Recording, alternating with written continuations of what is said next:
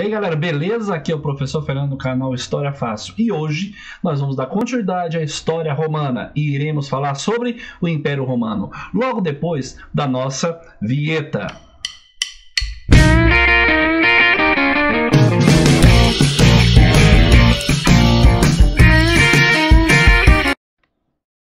Bem galera, quando falamos de Roma, vimos aqui no canal vários vídeos sequenciais sobre Roma. Falamos sobre a monarquia romana, falamos sobre a República Romana e a queda da República Romana no vídeo passado. Hoje vamos dar início ao que nós falamos de Império Romano, mas antes de continuar, se inscreva aí no canal, ative o sininho, dá o seu like, gostou e compartilhe. Vamos chegar na meta dos 1000 inscritos nesse momento. Beleza? Vamos lá? Império Romano. Falamos que o Império Romano podemos, de maneira didática, dividir a história romana no período imperial da seguinte maneira: em Alto Império Romano e Baixo Império Romano. O Alto Império Romano é o período de apogeu de Roma, de grande opulência romana, tá? Dividido, é claro, o Império em 54 províncias, é o período marcado pelo apogeu da cidadania romana, de conceitos como a chamada Pax Romana e a política do pão e circo. Já o Baixo Império Romano é o período que podemos falar da crise de Roma, é o período do declínio e queda do Império Romano, que veremos também em vídeos aqui no canal. Falando do Alto Império Romano, podemos dizer que a principal característica do Alto Império Romano é aquilo que nós chamamos de paz romana ou Pax Romana, que vem do latim. Podemos falar que é um longo período de relativa paz, gerada pelas armas e pelo autoritarismo experimentado pelo Império Romano. Iniciou-se então com o imperador Augusto César em 29 a.C. e declarou fim às chamadas guerras civis e durou até a morte de Marco Aurélio em 180. Este termo também, galera, se enquadra historicamente nos dois primeiros séculos do Império Romano, instaurado em 27 a.C. com Augusto César. Nesse período, a população romana viveu protegida do seu maior receio, as chamadas invasões bárbaras. Tá? Bárbaros esses que eram povos que viviam nas fronteiras do Império Romano, povos esses que constantemente tentavam invadir as fronteiras romanas. Pax Romano também era uma expressão já usada na época, possuindo um sentido de segurança, ordem e progresso para todos os povos dominados por Roma. Tá claro? Isso é Pax Romana, ou chamado também Paz Romana. Aí nós temos no mapa o Império Romano na época de Cristo. É durante o Império Romano que nasce a figura de Jesus Cristo, que será um assunto sobre o cristianismo posteriormente. Podemos falar que esse Alto Império Romano é marcado pelas dinastias de vários imperadores. Podemos citar, então, algumas dinastias, como a dinastia Júlio-Claudiana, que vai de 14 a 68, marcada por conflitos internos sangrentos entre senadores e imperadores. E essas disputas de poder entre senadores e imperadores eram constantes, destacando aí o governo Tibério, Caio Júlio César, mais conhecido como Calígula, tá? Júlio Cláudio e Nero. Nero esse que foi responsável pelo incêndio em Roma e também responsável pela morte de sua mãe, tá? E que também gerou uma grande perseguição a todos os cristãos. Depois da dinastia Júlio-Claudina vem a chamada dinastia dos Flávios, de 69 a 96.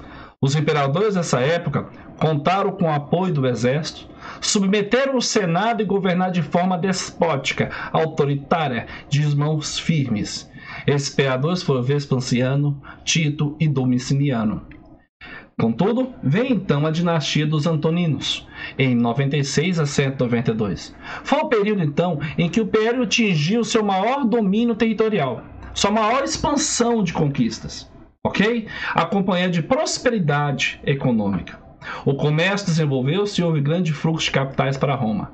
O poder dos imperadores foi fortalecido ainda mais, porém, em relação ao Senado, adotou-se uma política de conciliação. Essa dinastia deve os seguintes imperadores: Nerva, Trajano, Adriano, Antonino, Pio, Marco Aurélio e o imperador Cômodo. Contudo, a partir de 193 a 205, inicia a chamada dinastia dos Severos, que é a fase final desse período, que vai começar então o que nós chamamos de crise do Império Romano. E por que crise?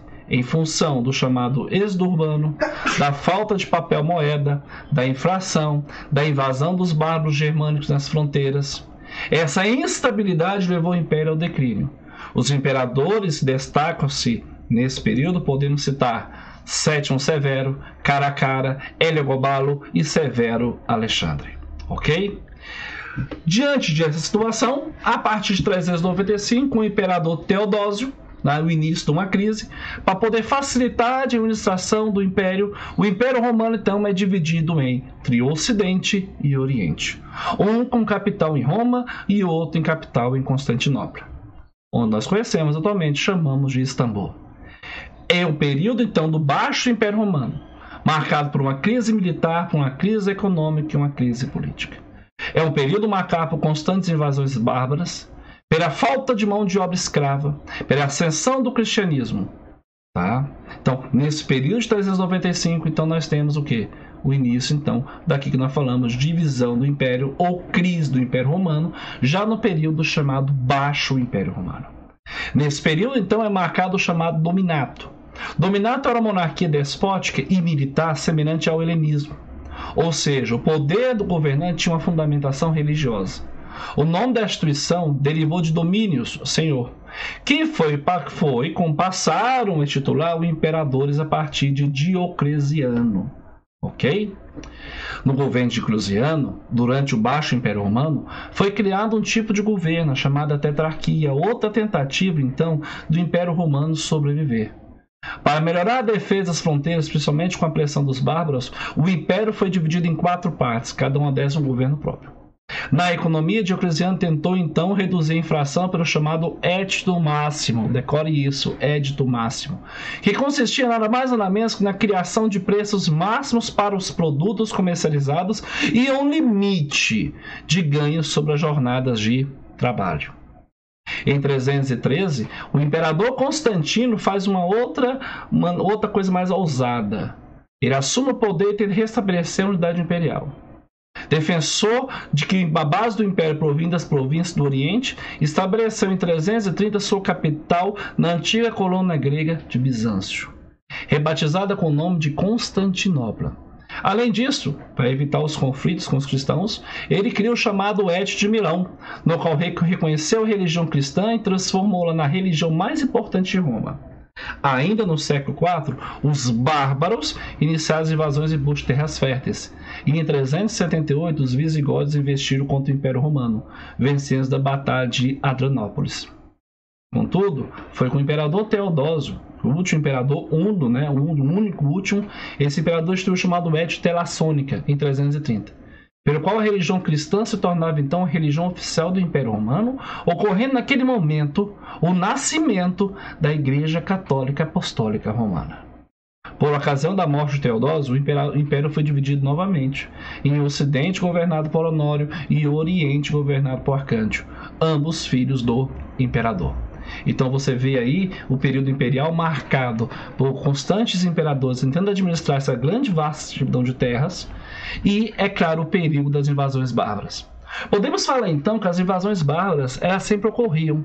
E dentro desse ocorrer, podemos falar que ocorriam invasões através de migração, que essas migrações eram pacíficas, era através de acordos entre o Império Romano e os líderes dos povos bárbaros que vinham até as fronteiras. E, é claro, a partir do início do século V, começam a ocorrer as chamadas invasões agressivas violentas. Podemos falar que o primeiro grupo de povos bárbaros que vão invadir o Império Romano são os grupos dos germânicos, onde poderíamos citar aí os anglos, os saxões, os francos, os alanos, os burgúndios, tá? Poderíamos citar aí os suevos, os visigodos, eslavos.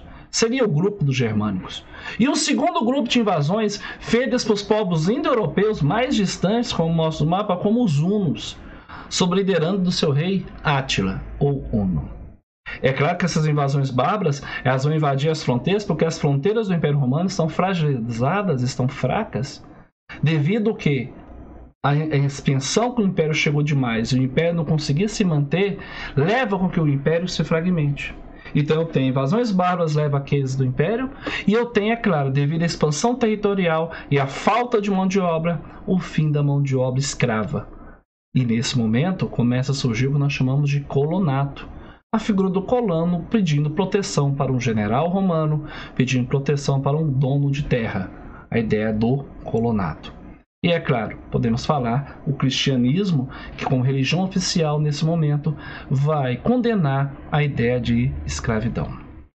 A nível de cultura romana, podemos dizer que Roma se destaca-se pelo cristianismo, de ameaça à ordem religiosa oficial se tornou religião primordial na cultura romana.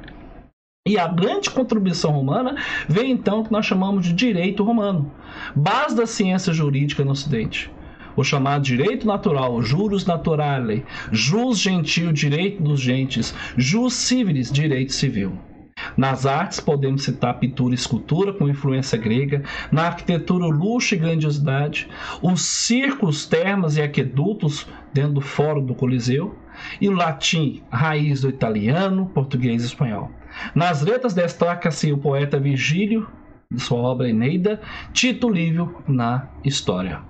Então, nós temos, antes da formação do cristianismo, como é que era a religião romana? A religião romana era organizada como culto familiar e público, tinha deuses protetores, porque eles eram politeístas antes da conversão ao cristianismo, práticas primitivas dos antepassados. Privado de se misturar ao público, as elites. Influência etruscas e gregas, tá, na divindade, e aí sabemos que os deuses têm sua referência à figura dos deuses gregos. Zeus é Júpiter, Atena é Minerva, Ares é Marte, Afrodite Vênus, Dionísio, Baco, Poseidon, Netuno, né?